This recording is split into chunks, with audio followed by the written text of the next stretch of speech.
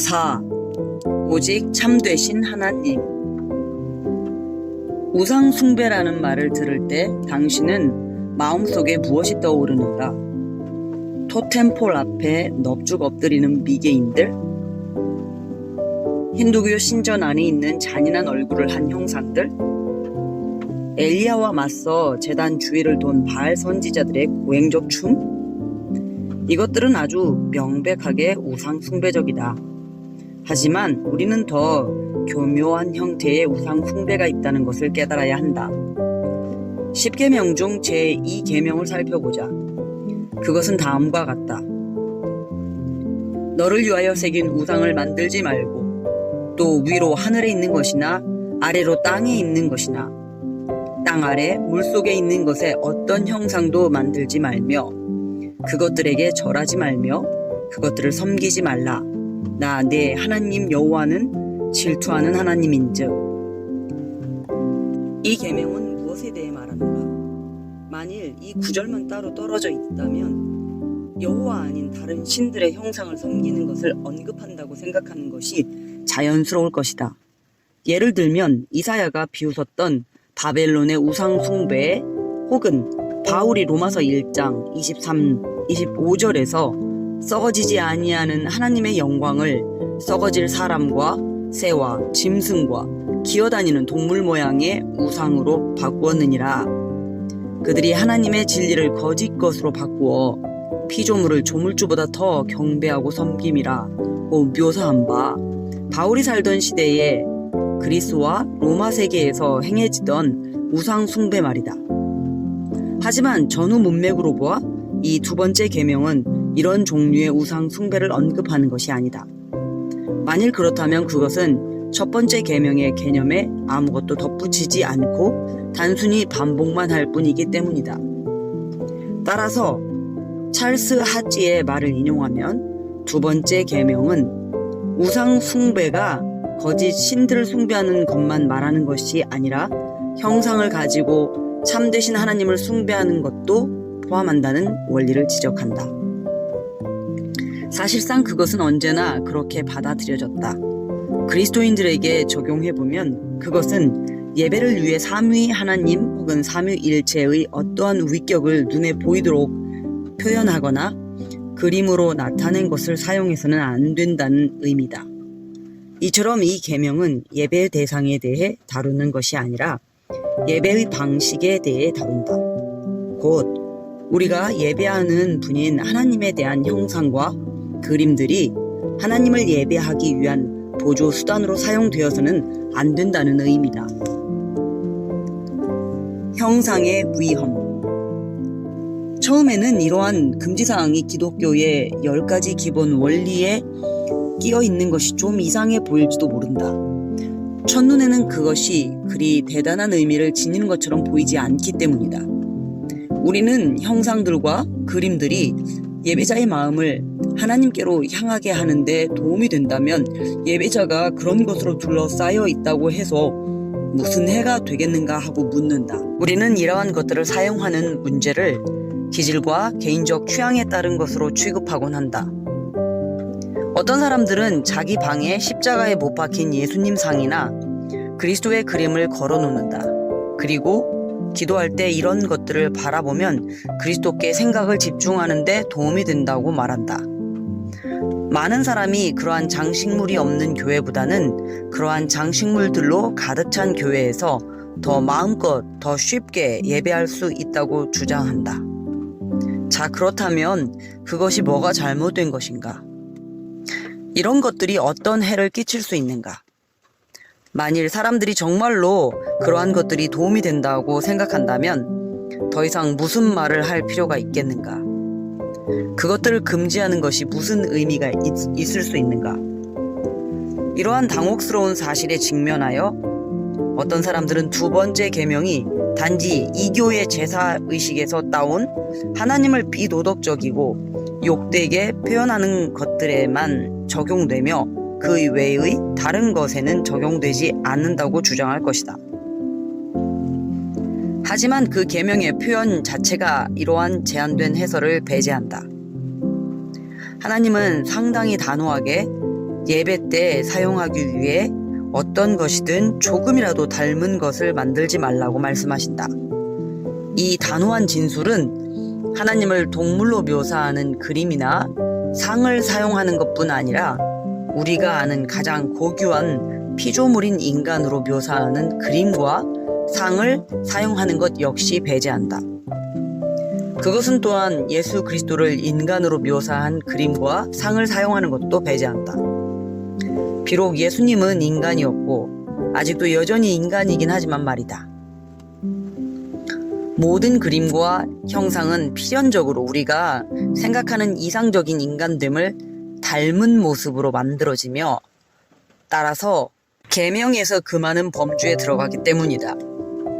역사적으로 볼 때 제2계명이 가르침과 교훈을 주기 위한 목적으로 예수님의 그림을 사용하는 것을 금하는 것인가 아닌가에 대해서는 여러 가지 견해가 있었으며 이에 대해서는 결론을 내리기가 쉽지 않다. 하지만 그 계명이 공적 예배에서나 개인적인 예배에서나 성부 하나님의 그림 및 형상 사용을 금하는 것과 마찬가지로 그리스도의 그림 및 형상을 사용하는 것을 금한다는 것에 대해서는 의심의 여지가 없다. 하지만 그러한 경우라면 이처럼 포괄적으로 금지하는 것이 무슨 의미가 있는가? 그 계명에 덧붙여진 엄청난 제재 규정, 즉 하나님이 질투의 하나님이시라는 것과 그 계명을 위반하는 자들을 매우 엄중하게 벌하시리라는 것을 선포함과 함께 그 계명 자체가 강조된 것을 볼 때 우리는 이것이 정말로 지극히 중요한 문제라고 추측할 수 있을 것이다. 하지만 정말로 그런가? 그렇다.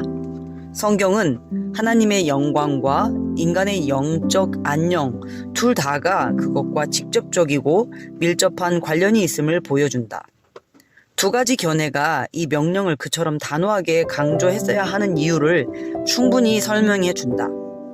그 견해들은 형상이 지닌 진정한 유용성 혹은 추정된 유용성과 관련된 것이 아니라 형상의 진상과 관련되어 있다. 그것들은 다음과 같다. 1. 형상들은 하나님의 명예를 손상시킨다. 그것은 하나님의 영광을 가리기 때문이다. 하늘에 있는 것들, 해, 달, 별과 땅에 있는 것들, 사람, 짐승, 새, 곤충과 바다에 있는 것들, 물고기, 포유류, 갑각류의 형상은 창조주의 형상과 똑같지 않다. 칼뱅은 이렇게 썼다. 하나님의 참된 형상은 세상 속에서 발견되어서는 안 된다. 그리고 하나님이 눈에 보이는 형태로 제시되면 하나님의 영광은 더럽혀지며 그분의 진리는 거짓에 의해 타락해버리고 만다. 그러므로 하나님의 형상을 고안해내는 것은 그 자체가 불경스러운 일이다. 하나님의 존엄성이 훼손되며 하나님은 실제 하나님이 아닌 다른 어떤 존재로 나타나기 때문이다. 여기서 요점은 하나님이 사실은 몸의 기관들도 가지고 있지 않은데 형상은 하나님이 그러하다고 묘사한다는 것이 아니다. 만일 이것이 형상들에 대해 반대하는 유일한 근거라면 그리스도를 형상화하는 것에 대해서는 아무런 비난도 할 수 없다. 문제는 실로 훨씬 더 심각하다. 그림과 형상을 반대하는 핵심적인 이유는 그것들이 묘사하는 신적 존재의 인격적 본질과 특성에 대한 진리의 대부분을 전부는 아니라 하더라도 불가피하게 숨기게 되기 때문이다. 예를 들어보자. 아론은 금송아지, 즉 황소의 형상을 만들었다. 그것은 여호와 곧 이스라엘을 애굽으로부터 이끌어낸 위대한 하나님을 나타내는 가시적인 상징이 되도록 만들어졌다. 분명 그 형상은 하나님의 위대한 힘을 적절하게 상징함으로써 하나님을 영화롭게 할 것이라 생각되었다. 하지만 사실은 그런 상징이 하나님을 모욕한다는 것을 깨닫기는 어렵지 않다. 황소 모양으로 하나님의 형상을 만들어 놓은 것을 바라보면서 어떻게 하나님의 도덕적 성품, 하나님의 의로우심, 선하심, 오래 참으심 등에 대해 생각할 수 있겠는가? 그런 까닭에 아론의 형상은 여호와의 영광을 가렸다. 마찬가지로 십자가에 달리신 예수님 상이 드러내는 감은 그리스도의 영광을 가린다. 그것은 그리스도의 신성, 십자가상에서 이루신 그리스도의 승리, 그리고 현존하는 그리스도의 나라 등의 사실을 감추어 버린다. 그것은 그리스도의 인간적 연약함을 나타내 보이지만 그분의 신적인 힘은 숨겨버린다. 그것은 그리스도가 받은 고통의 실제는 나타내 보이지만 그리스도의 기쁨과 그분의 능력의 실제는 드러내지 않는다. 이 두 가지 경우 모두에서 상징은 특히 그것이 나타내지 못하는 것 때문에 무가치하다. 신성에 대한 다른 모든 가시적인 표현도 마찬가지다. 문화적인 관점에서 종교 예술을 어떻게 생각하건 간에 우리는 하나님을 그린 그림들에 의지해서 하나님의 영광을 보아서는 안 되며 들로 마음의 감동을 받아 예배하려 해서는 안 된다. 하나님의 영광은 그런 그림들로는 결코 우리에게 보여줄 수 없는 것이기 때문이다. 그리고 바로 이 때문에 하나님은 제2계명에서 자신에 대해 불순종하는 자들에게 복수하는 질투하는 분이라고 덧붙이신 것이다. 성경에서 하나님의 질투는 하나님 자신의 영광을 유지하려는 하나님의 열심이기 때문이다. 그런데 예배 시에 형상들이 사용될 때 그 영광은 위태로워진다. 성경은 이사야 40장 18절에서 하나님의 측량할 수 없는 위대하심을 생생하게 선포하고 난 후에 이렇게 묻는다. 그런즉 너희가 하나님을 누구와 같다 하겠으며 무슨 형상을 그에게 비기겠느냐? 이 질문은 대답이 아니라 다만 잠잠한 침묵을 기대한다. 이 질문은 우리에게 어떤 피조물의 모양을 본떠서 만든 형상들은 그렇게 만들 수밖에 없다. 이 창조주 하나님이 받으실 만한 그분을 닮은 모습이 되리라고 생각하는 것은 불경하다는 것을 상기시켜준다. 예배 드릴 때 형상들을 사용해서는 안 되는 까닭은 여기에 그치지 않는다.